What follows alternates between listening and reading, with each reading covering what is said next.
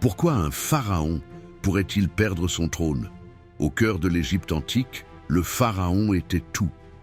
Considéré comme un dieu vivant, il commandait à la fois sur la terre et dans l'au-delà. Son pouvoir était absolu et son image inébranlable.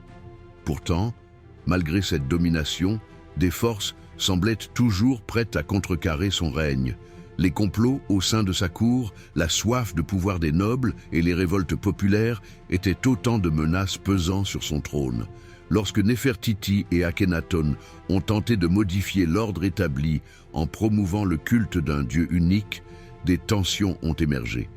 Valeurs traditionnelles et ambitions personnelles s'entrechoquaient, menant à une fracture au sein de la société. Les prêtres d'Amon, dépossédés de leur influence, ne se sont pas laissés faire.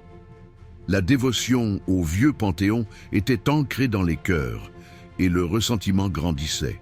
De plus, la richesse et l'abondance n'auraient jamais suffi à garantir la loyauté. La famine, les invasions étrangères ou même des catastrophes naturelles pouvaient à tout moment renverser l'équilibre.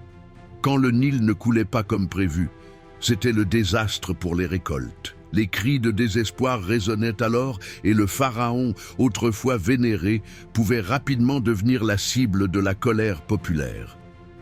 Les derniers jours d'un pharaon n'étaient pas forcément marqués par la douceur de l'âge, mais plutôt par une lutte incessante pour maintenir son autorité face à des défis innombrables.